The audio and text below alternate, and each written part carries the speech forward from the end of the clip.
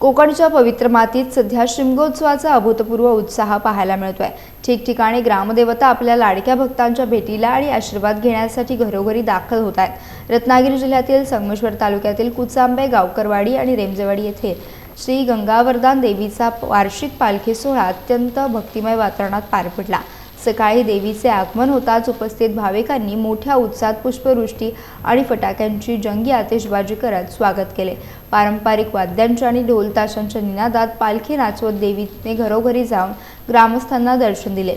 रात्रीच्या वेळी वरदानी वाघजाई, काळकाई कलापथक कोजवी यांच्या वतीने पालखी नृत्याचा अत्यंत प्रेक्षणीय असा कार्यक्रम आयोजित करण्यात आला होता।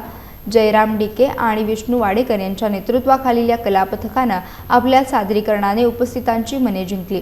या मंगलमयी सोहळ्यासाठी पंचक्रोशीतील भाविकांनी आणि ग्रामस्थांनी मोठी गर्दी केली होती।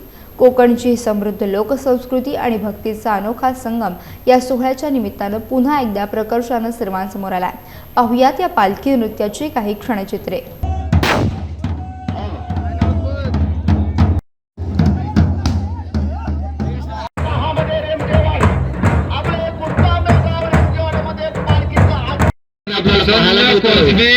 ही वाडी छोटी असली ती कला भरपूर आहे।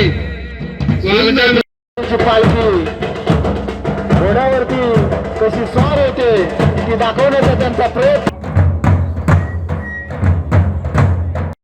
आपल्याला पाहायला मिळतो। तो या छोट्या छोट्या मुलांकडून या ठिकाणी आपले सुंदर प्रकारे पालखी खेळ नाचवण्याचा प्रयत्न करत आहेत, चांगल्या प्रकारे नाचवत आहेत। त्याबद्दल 200 रुपयाचा फक्त वरतून बघा, हेलिकॉप्टर फिरतंय वरतून बघा, फक्त मित्रा मैदानामध्ये घेऊन ते मैदानामध्ये मित्रा। या ठिकाणी श्री वाघजाई ग्रुपचा तरुण मुलगा या ठिकाणी एकटा पालखी नाचवत आहे। डोक्यावरती घेऊन टाळ्याच्या गजरात सगळ्यांनी त्याचं स्वागत करायचं आहे। सुंदर प्रकारचं असं प्रदर्शन या ठिकाणी एकावरती 1, 2 आणि विदाऊट सपोर्ट या ठिकाणी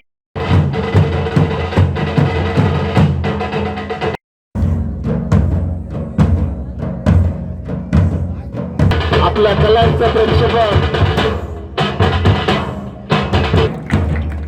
रथ आकलताना आणि आपल्या श्री गंगा वरदान या ठिकाणी या रथामध्ये बसलेले आहेत।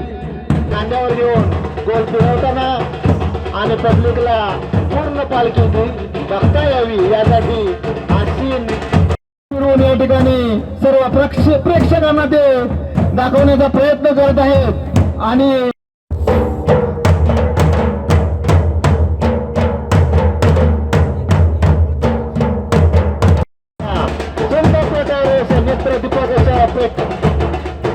सीन त्यांच्याकडून या ठिकाणी दाखवण्यात येत आहे। नेत्रदीपकाचा सीन त्यांचं कौतुक करण्यासाठी टाळ्या वाजवायच्या आहेत।